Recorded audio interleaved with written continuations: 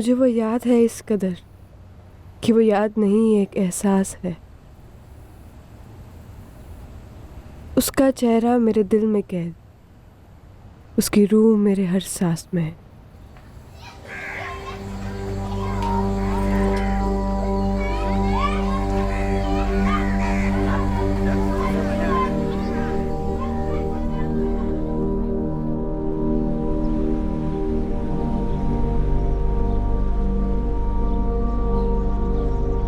जो हमें ठुकरा गए वो अपने थे, पर क्या वो यादें थी या सपने थे?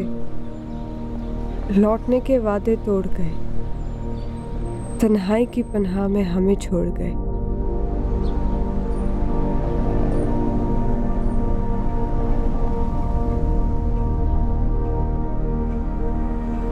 एक दिन नहीं गुजरता, एक रात नहीं संभलती बिन इस घाव को छेड़े कि क्या थी हमारी खता, क्यों मिली हमें ये सजा।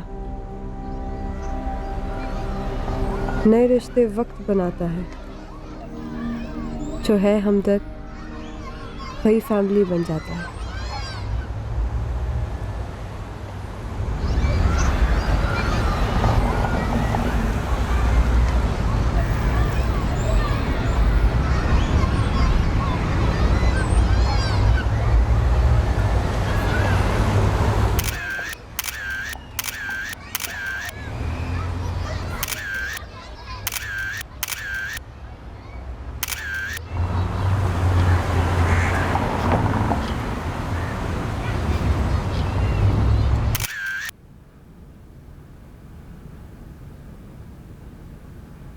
आज तस्वीरों की फसल अच्छी थी।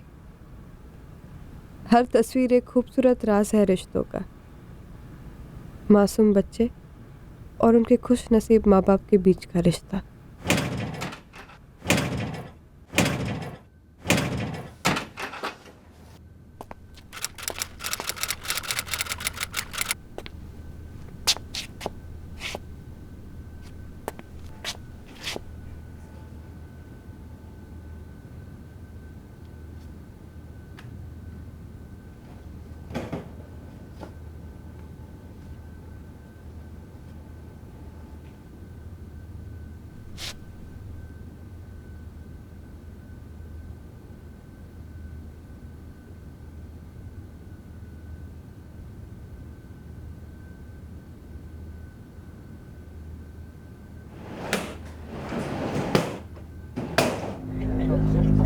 सोफिया पराशर नाम है सर, किराए पर रहती है, मतलब थी।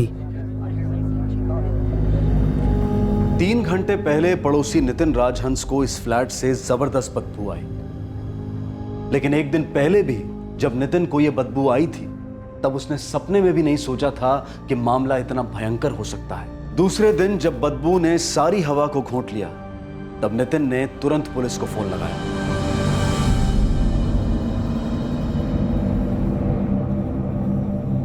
सर भाई बाहर से ताला लगा है पर अंदर कुछ घोटाला लग रहा है। सर ये बदबू ना गैस लीक की है और ना ही किसी कूड़े कचरे की।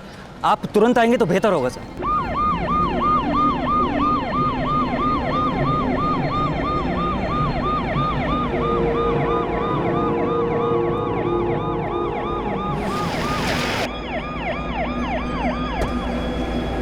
हमें फोन किसने किया था? मैंने सर, माई सेल्फ नितिन राजहंस।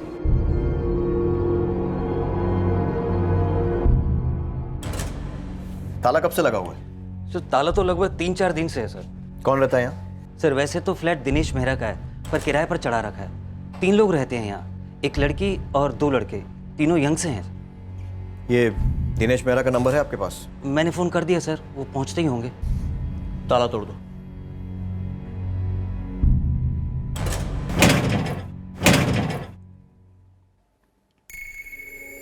लड़की का नाम आपने सोफिया पराशर बताया। ये दोनों लड़के कौन हैं? सर ये वाला जॉन है और ये करीम है। सर इस कमरे में अलमारी में सभी चीज़ें लड़की की, कपड़े वपड़े सब, लेकिन बाहर के कमरे की अलमारी पूरी तरह खाली। लड़कों की एक भी चीज़ इस घर में नहीं। ये दोनों लड़के फुल टाइम यहीं रहते थे? जी सर, पिछले 6 महीने से तो देखता आ रहा हूँ इन तीनों को। वैसे किसी से ज़्यादा बातचीत तो नहीं करते थे, हाय हेलो बस। वो भी आप करो तो। इन तीनों का नंबर है तुम्हारे पास? लड़की का फ़ोन कहीं घर में मिल नहीं रहा। सॉरी सर, मेरे पास तो नंबर नहीं है, पर मकान मालिक दिनेश मेहरा के पास ज़रूर होंगे। क्या हो गया?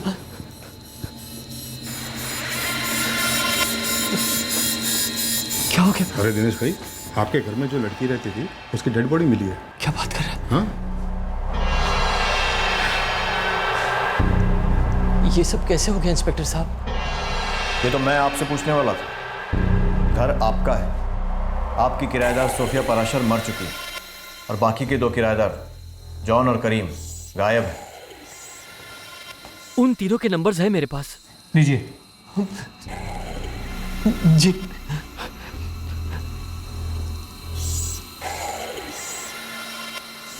आपके द्वारा डायल किया हुआ नंबर अभी बंद है, कृपया। नहीं साहब जी, हमारे बीच कोई रिटर्न एग्रीमेंट तो था नहीं। असल में मुझे जल्दी थी अपने इस फ्लैट को किराए पर चढ़ाने की। ऐसे में मेरे एक दोस्त ने इस लड़की को रेकमेंड कर दिया। मुझे लड़की ठीक ठाक लगी तो मैंने वहीं के वहीं डन कर दिया बस। और आप जानते थे कि ये दोनों लड़के उसके साथ रह रहे हैं? जी, ये सोफिया कभी झूठ वूठ नहीं बोलती थी। जैसे ही वो 2 लड़के उसके साथ रहने के लिए यहाँ आए, उसने फौरन मुझे फ़ोन कर दिया।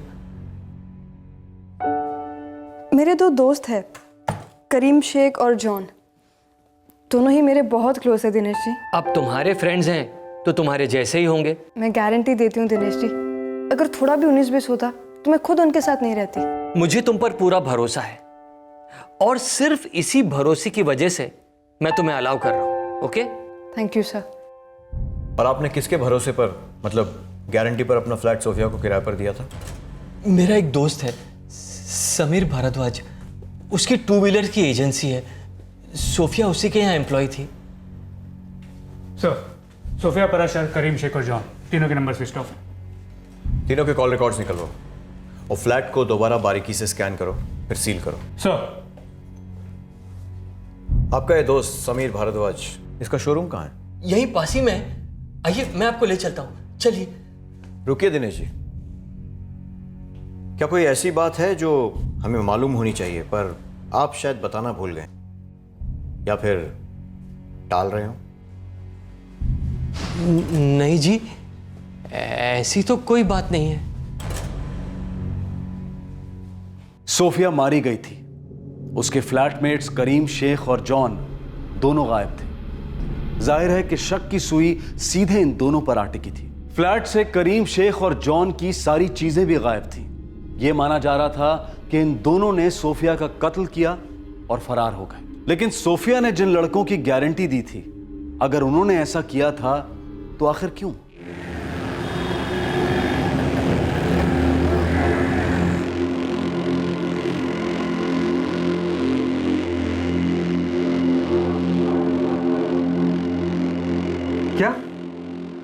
क्या बात कर रहे हो सर?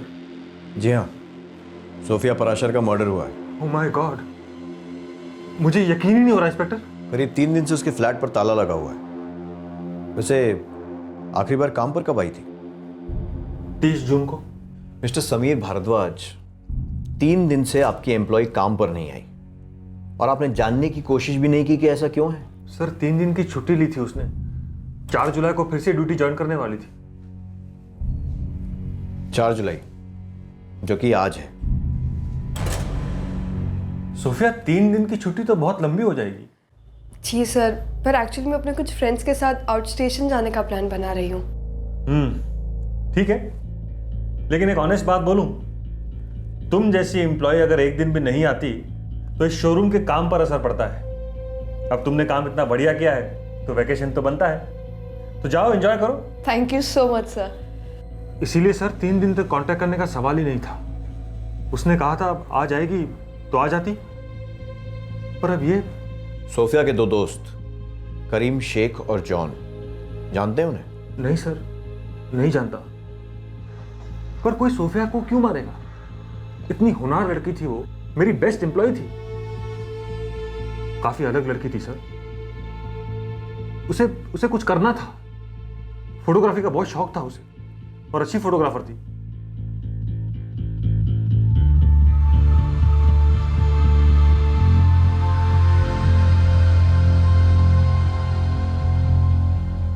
किशोर, इन तीनों में से कोई तो है जिसे फोटोग्राफी का बहुत शौक था। समीर जी, सोफिया यहां कब से काम कर रही थी? अगस्त में 1 साल हो जाता। और आपने उसे काम पर कैसे रखा था? मतलब वो यहां ही कैसे थी? मैंने एक नोटिस लगाया था यहीं हमारे गेट पर।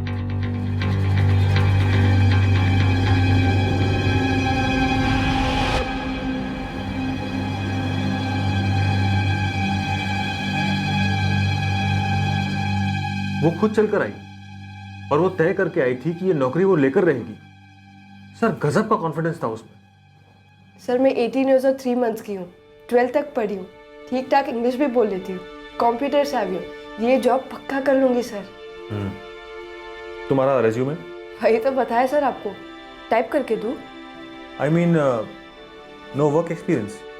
नो सर, एक्चुअली ये मेरी पहली जॉब होगी। और फर्स्ट इंटरव्यू? हाँ सर, और मैं जानती हूँ आप मुझे जॉब पक्का देंगे, क्योंकि आप जानते हैं कि मैं इस जॉब को अपना 100% दूंगी। तो फिर कब से ज्वाइन कर सकती हो? अभी से सर, मैं तो तैयार हूँ, खाना वाना सब साथ में लेकर आई हूँ। तुम कहाँ रहती हो? सर, जगह ढूंढ रही हूँ। मतलब तुम हो कहाँ से? और घर पे कौन कौन है? बचपन से एक ऑर्फनेज में रहती आई हूँ। मैंने वहाँ कहा था उनसे कि जैसे मुझे जॉब लग जाएगी मैं वहाँ से निकल जाऊँगी, और अब जैसे आपने मुझे जॉब दे दी है तो सैलरी से किराया भी भर दूंगी। Life is set sir. ठीक है, तुम कल से ज्वाइन कर सकते हो। सर, सोफिया बहुत स्मार्ट थी, सारा काम उसने बहुत जल्दी पिकअप कर लिया था। इतनी शिद्दत से काम करती थी, मैंने सालों में ऐसा हार्ड वर्किंग किसी को नहीं देखा। और दिल की साफ, जुबान की साफ, जी करता था उस लड़की के लिए कुछ करूं। इसीलिए जब दिनेश मेहरा ने कहा कि उसे अपना फ्लैट किराए पर चढ़ाना है, तो मैंने कहा दिनेश, इस लड़की को दे और पैसे की झिझक ना कर। अनाथ आश्रम में पली बड़ी थी।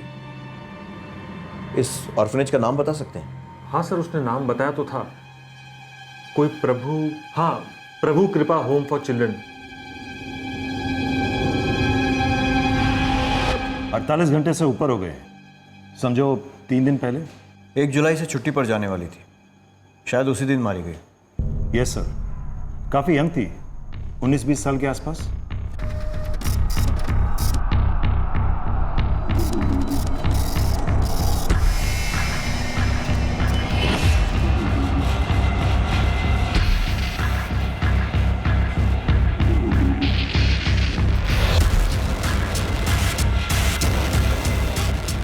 सर, सोफिया के कॉल रिकॉर्ड्स में एड्रेस दिनेश मेहरा के फ्लैट का है, और बाकी दोनों के कॉल रिकॉर्ड्स में किसी अनवर मसूद का केयर ऑफ एड्रेस दिया गया।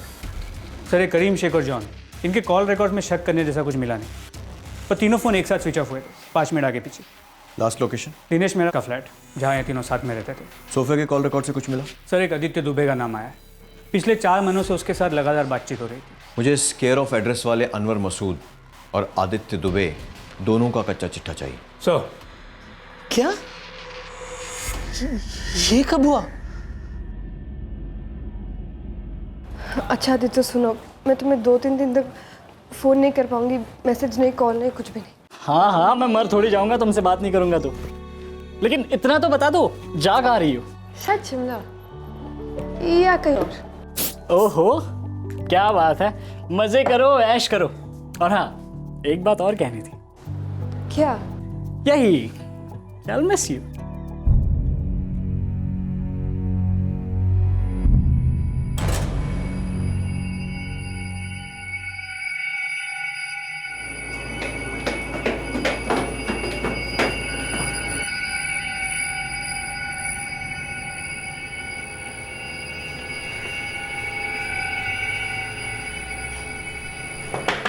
अनवर मसूद, जी फरमाइए।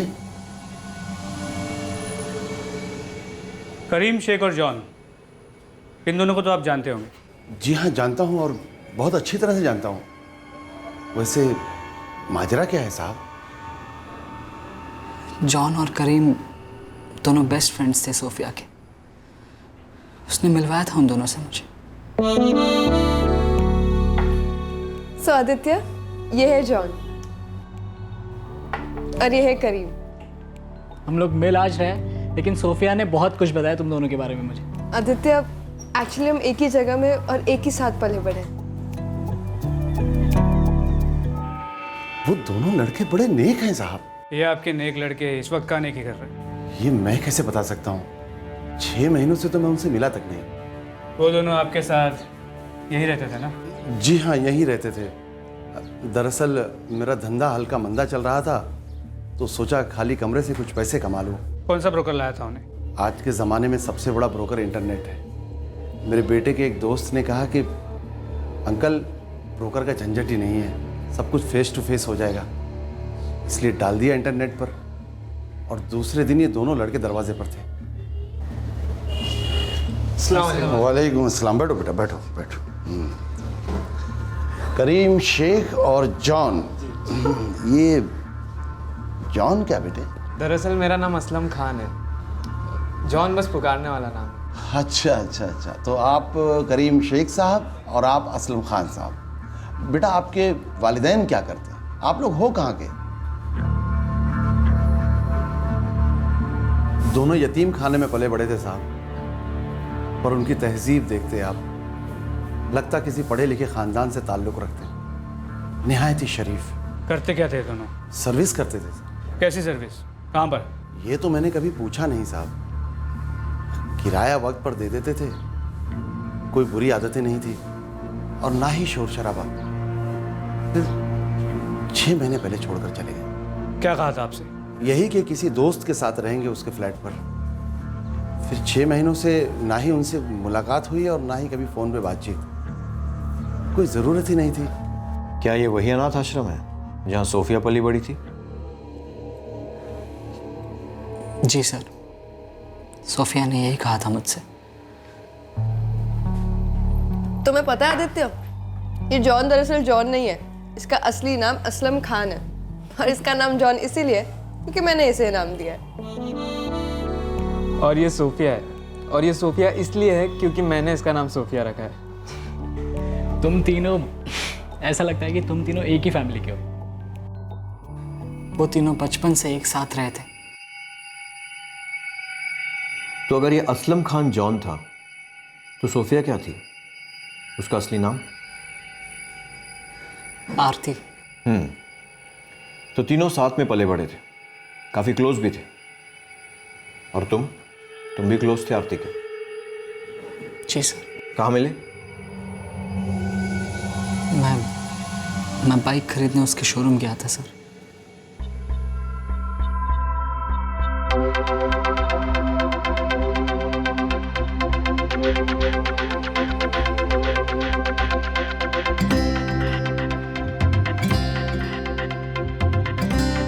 बाइक से ज़्यादा मुझे सोफिया पसंद आ गई। बाइक तो मैंने खरीद ली, अब सोफिया का दिल जीतना बाकी था।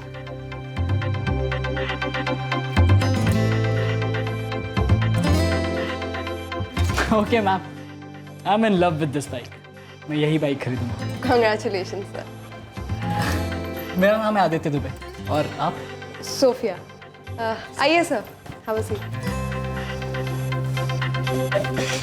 और मैं पेमेंट कैश में करूंगा। Sure sir. और हाँ, मैं बाइक भी आज ही ले जाऊंगा। Sure sir. अच्छा, आप मेरे साथ बाइक राइड पर चलोगी? उसके बाद एक कॉफ़ी। सॉरी सर, एक्चुअली आप यहाँ पर कस्टमर है और मैं यहाँ काम करती हूँ। एक्चुअली मैं ओके नो प्रॉब्लम, पर मैं बाइक तो खरीद सकता हूँ ना?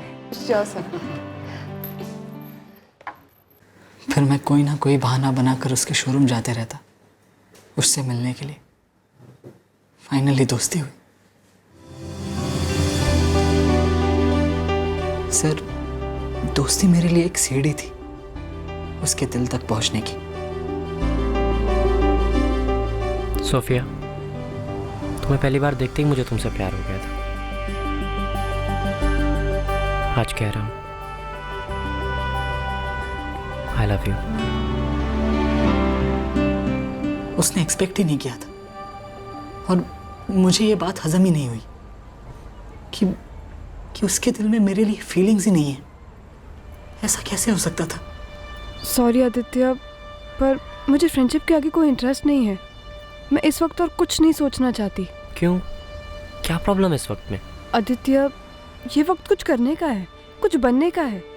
मैं प्रोफेशनल फोटोग्राफर बनना चाहती हूँ, इक्विपमेंट खरीदना चाहती हूँ, बहुत सारी चीज़ें करना चाहती हूँ। लिस्ट बहुत लंबी है। तो मैंने तुम्हें कब रोका है? मुझे कोई डिस्ट्रैक्शन नहीं चाहिए। मेरी फीलिंग्स डिस्ट्रैक्शन है? प्लीज़ आदित्य, ऐसा मत कहो। मुझे तुम्हारी दोस्ती अच्छी लगती है, प्लीज़ उसे वहीं तक रखते हैं। मैं बंधना नहीं चाहती। मुझे सोफिया कभी समझ नहीं आई। मैं डिसअपॉइंट हो गया, पीछे हट गया, उससे मिलना बंद कर दिया मैंने। सर, जिससे प्यार करते हो उसके साथ सिर्फ फ्रेंडशिप कभी नहीं हो सकती सर, और मुझसे तो नहीं हो पा रही थी, और इसीलिए मैंने फुल कट ऑफ कर लिया। कॉल्स भी, मैसेजेस भी, सब कुछ। मुझे पागल नहीं होना था सर। फिर कुछ हफ्ते कुछ नहीं हुआ, पर एक दिन सोफिया ने सामने से मुझे फ़ोन किया।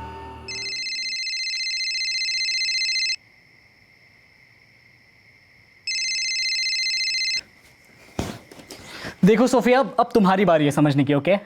मुझे तुमसे कोई बात नहीं करनी, कोई कांटेक्ट नहीं रखना, सिंपल। और ये फ्रेंडशिप वगैरह ना, ये सब बातें तुम भूल ही जाओ। तुम्हारी फोटो तक देखता हो तो दिल मुंह में आ जाता है मेरा। और क्यों करूं मैं अपने आप को टॉर्चर इस वन साइडेड लव में? हाँ, आई लव यू। ये तो हद है यार। देखो, कोई जबरदस्ती नहीं है, कोई जरूरत नहीं है सोशल सर्विस करने की। हो गया बोल के? तुम्हारी प्रॉब्लम ही है आदित्य कि तुम कभी मेरी कोई बात ही नहीं सुनते। अब सुनो, हो सकता है जिस फीलिंग से मैं फाइट कर रही थी वो फीलिंग्स एक्चुअली प्यार है। ये वही फीलिंग है ना जो तुम मेरे लिए फील करते थे। मैं कोई बात घुमा फिरा के नहीं कहती, मैं तुमसे प्यार करती हूँ। अब मुझे तुम्हें बात बताना जरूरी लगा। सोफिया, इन 3 हफ्तों में मैंने तुम्हें बहुत मिस किया। शायद ये 3 हफ्ते जरूरी थे आदित्य, मुझे अपनी फीलिंग्स को समझने के लिए, अपना इरादा पक्का करने के लिए। तो अब क्या इरादा है?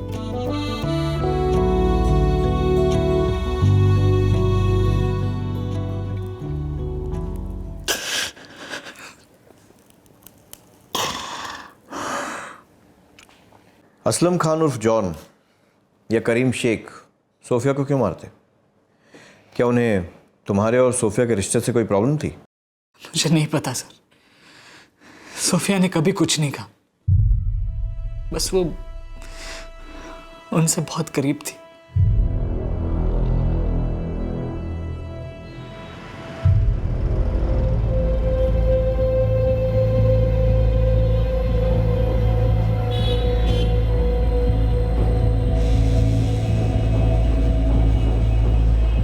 असलम खान उर्फ जॉन और करीम शेख दोनों गायब थे, अनट्रेसेबल।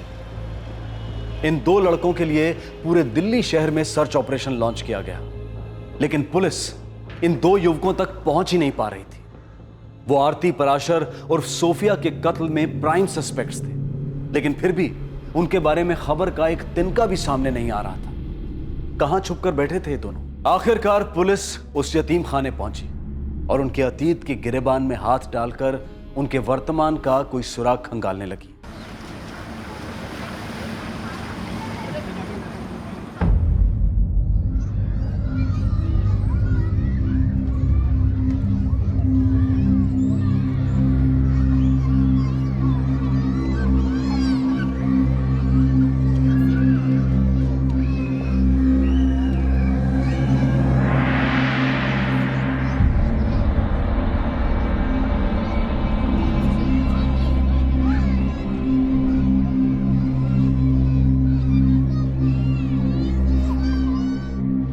I'm sorry ऑफिसर्स, मुझे नहीं पता जॉन और करीम कहाँ मिलेंगे। कुछ तो आइडिया होगा आपको, कोई एड्रेस या कुछ और? वैसे जॉन, सोफिया और करीम के फैमिलीज के एड्रेसेस है हमारे ऑफिस के फाइल में। क्या? पर ये तीनों तो अनाथ थे ना?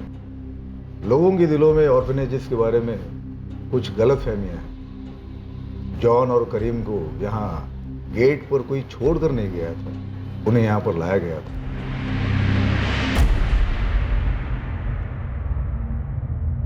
करीम को उसका बड़ा भाई आतिफ शेख यहाँ लेके आया था और असलम खान उर्फ जॉन उसे उसका पिता फारूक हबीब खान यहाँ पर लेके आया था।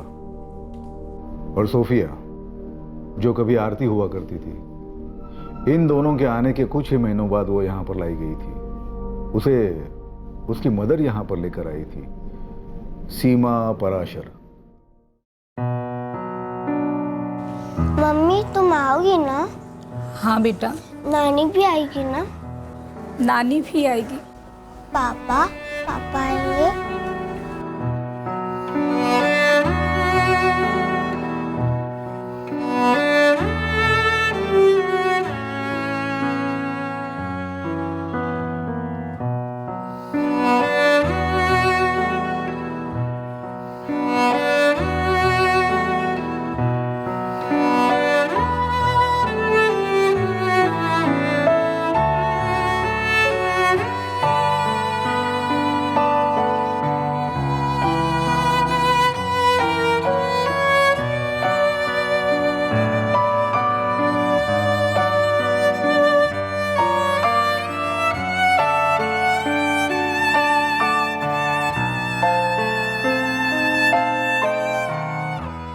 ऑफिसर, ये तीनों बहुत ही गरीब फैमिली से थे। तीनों इतने चिपक के रहते थे कि जैसे एक ही फैमिली से हो।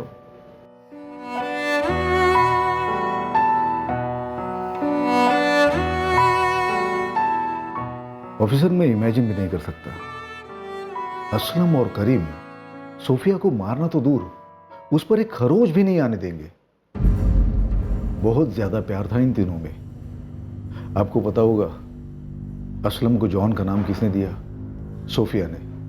और सोफिया आरती से सोफिया बनी असलम के कहने पर। देखिए, इस वक्त हमारे पास आरती और सोफिया की लाश है जो कि उसके घर से मिली है, जहां ये दोनों भी रहते थे, और अब फरार हैं। नहीं ऑफिसर, मुझे नहीं लगता कि ये दोनों उनकी फैमिलीज के साथ घर पे होंगे, क्योंकि इनके लिए इनकी फैमिली तो ये तीनों ही थे।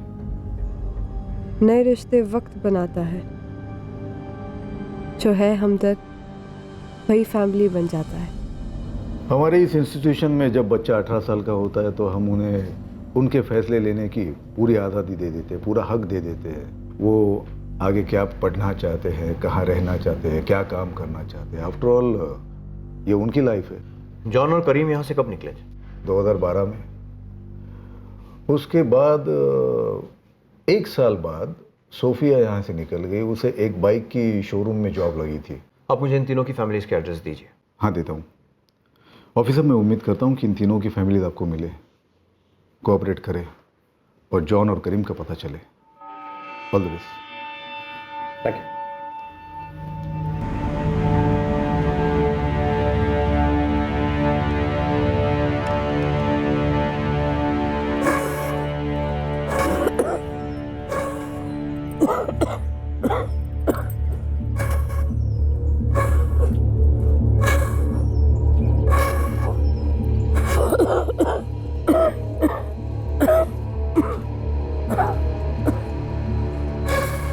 उषा पाराशर,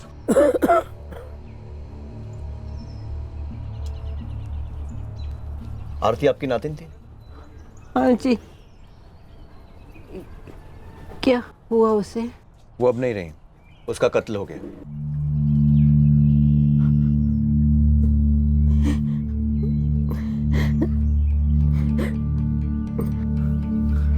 कब, कहाँ?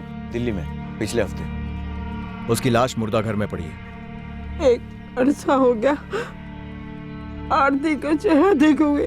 आरती के माँ बाप कहाँ हैं? उसका बापू तो दोनों को छोड़ के दुबई चला गया। वहाँ उसको नौकरी भी मिल गई। सुना उसको एक लड़की भी मिल गई। बुला दिया उसने मेरी बेटी को और अपनी बेटी को, और लौट कर नहीं आया। और आरती की माँ सीमा, जो उसे अनाथ आश्रम छोड़कर आई थी? जब वो आरती को अनाथ आश्रम छोड़ के आई तो वो अपने अंतिम दिन गिन रही थी, क्योंकि उसे कैंसर हो गया था।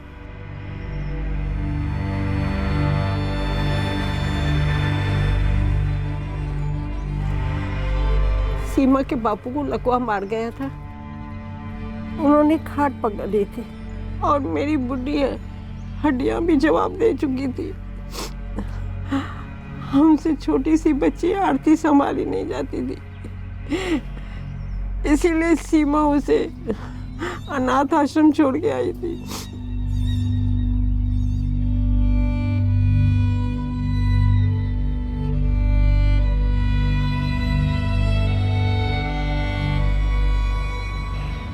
नहीं साहब, करीम तो यहाँ पर नहीं आया। पिछले कुछ दिनों में बात हुई थी आपसे? 2001 में मैंने उसे वहाँ पर छोड़ा था। उसके बाद से मैंने उसे देखा नहीं, ना ही कभी उससे बात हुई। एक बार भी नहीं? भरोसा एक ही बार टूटता है साहब। वो 7 साल का था जब मैं उसे वहाँ पर छोड़ कर आया था। नफरत करता था शायद मुझसे, या करता है, पर मेरी मजबूरी थी साहब। मम्मी अब्बू का इंतकाल हो चुका था और मेरी हैसियत नहीं थी कि मैं उसे संभाल सकूं। मेरे पास और कोई चारा भी नहीं था साहब। अगर वो तुम्हें कांटेक्ट करता है तो ये रहा मेरा नंबर।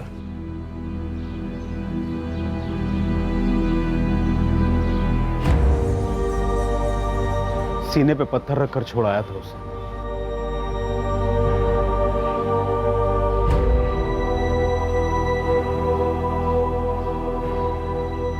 नौकरी गई थी। असलम की अम्मी ने मुझे तलाक दे दी। उसने दूसरी शादी कर ली और मैंने बोतल पकड़ ली। 12 साल गुजरने के बाद भी मुझ में इतनी हिम्मत नहीं आई कि मैं अपने बच्चे के पास जा सकूं। अगर असलम यहाँ आता है या फ़ोन करता है तो अब की बार हिम्मत दिखाइएगा और हमें कांटेक्ट कीजिएगा। करेंगे ना?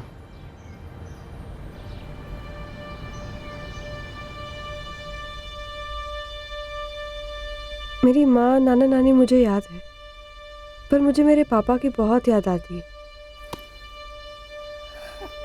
मेरे पापा कहाँ है, क्यों नहीं लौटे, इसकी सच्चाई क्या है मुझे नहीं पता, लेकिन मैं हमेशा सोचती थी कि मेरे पापा मुझसे बहुत प्यार करते थे, बहुत प्यार।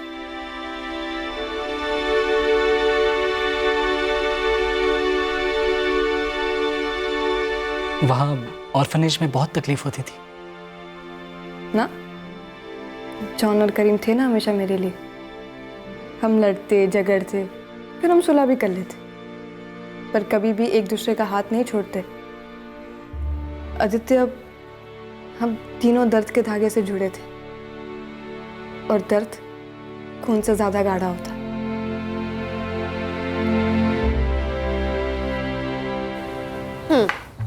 तो जैसा मैं कह रही थी, मुझे मेरी माँ छोड़ गई और इस असलम उर्फ जॉन को उसके अब्बू छोड़ गए थे। और ये करीम, तुम्हें पता है ये हम में से सबसे ज्यादा लकी है, क्योंकि इसे अपना भाई छोड़ गया था। पता है आदित्य, हम तीनों की ना फुल ऑन बॉलीवुड कहानियां थी। मतलब कंपटीशन लगती थी कि किसकी कहानी किसे ज्यादा रुला देगी। लेकिन फिर हमने सोचा कि नो रोना नो धोना, जो है सो है, उसे एक्सेप्ट करो और आगे बढ़ो।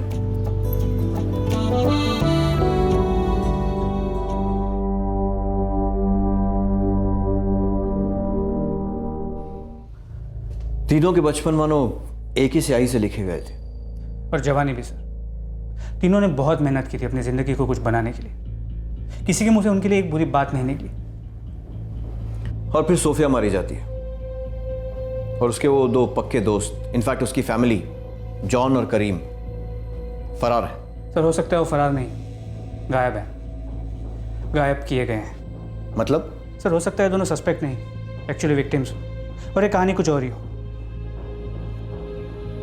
जिससे प्यार करते हो उसके साथ सिर्फ फ्रेंडशिप कभी नहीं हो सकती सर, और मुझसे तो नहीं हो पा रही थी, और इसीलिए मैंने फुल कट ऑफ कर लिया। पर एक दिन सोफिया ने सामने से मुझे फ़ोन किया। मैं तुमसे प्यार करती हूँ, अब मुझे तुम्हें बात बताना ज़रूरी लगा। इन्हें ज़िंदगी से जितने भी शिकवे थे इन्होंने खुद उसे दूर किया। फिर भला किसी को इस लड़की से क्या गिला हो सकता है? और इसके वो 2 दोस्त, असलम उर्फ जॉन और करीम, वो दोनों सोफिया से किस बात पर इतना खफा हुए कि उसे मार दिया? और अगर ऐसा हुआ है जैसा तुम सजेस्ट कर रहे हो कि वो दोनों भी किसी और की नाराजगी का शिकार हुए हैं,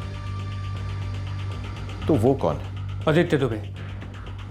सर इस आदित्य दुबे को खोलना होगा। हो सकता है इस सैड लवर बॉय चेहरे के पीछे कुछ और ही छुपा। I think you are right. इस लड़के में कुछ तो ऑफ है, जैसे गाने में एक गलत सुर। दर्द के धागे से बंधे करीम और जॉन को सोफिया अपनी असली फैमिली मानती थी, लेकिन उनके ठिकाने का कोई पता नहीं था।